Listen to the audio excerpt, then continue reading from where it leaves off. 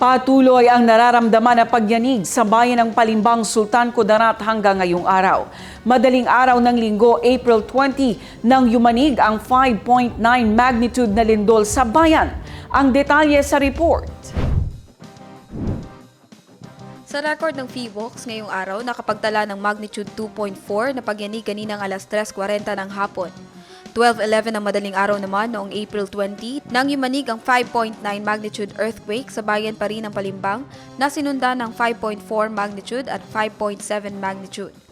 Naramdaman naman ang pagyanig sa iba pang lugar sa Mindanao. Intensity 5, Kiamba, Sarangani, Libak at Palimbang, Sultan Kudarat.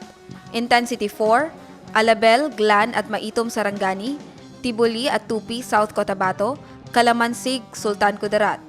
Intensity 3, Maasim, Malapatan at Malongon, Sarangani, Banga, City of Coronadal, Lake Cebu, Norala, Pulumulok, Santo Niño, Surala, Tampakan at Tantangan, South Cotabato, City of General Santos, Bagong Bayan, Esperanza, Isulan, Lambayong, Lutayan, Senator Ninoy Aquino at City of Tacorong, Sultan Kudarat.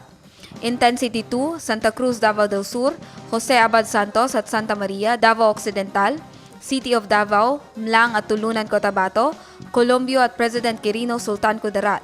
Intensity 1, City of Zamboanga, Magsaysay, Hagonoy, Malalag at Padada, Davao del Sur, Makilala, Cotabato, Malita at Don Marcelino, Davao Occidental. Base sa instrumental intensities ng PHIVOLCS, Intensity 5, Kiamba, Sarangani, Palimbang, Sultan Kudarat. Intensity 4, Maitom, Sarangani, Surala, Tibuli at Tupi, South Cotabato, Calamansig at Libak, Sultan Kudarat. Intensity 3, City of Digos, Davao del Sur, Alabel, Glan, Maasim at Malungon, Sarangani, Banga, City of Coronadal, Lake Cebu, Santo Niño at Tampakan, South Cotabato, Bagong Bayan, Esperanza, Isulan at Lambayong, Sultan Kudarat. Intensity 2, City of Zamboanga, City of Davao, City of Kidapawan at Mlang, Cotabato, Colombio at President Quirino, Sultan Kudarat. Intensity 1, Magsaysay, Davao del Sur, General Santos City. Nabahala naman ang mga residente sa lugar sa nararamdaman na sunod-sunod na pagyanig.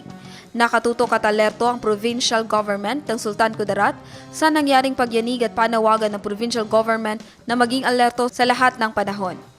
Janeza Garcia, iMinds, Philippines.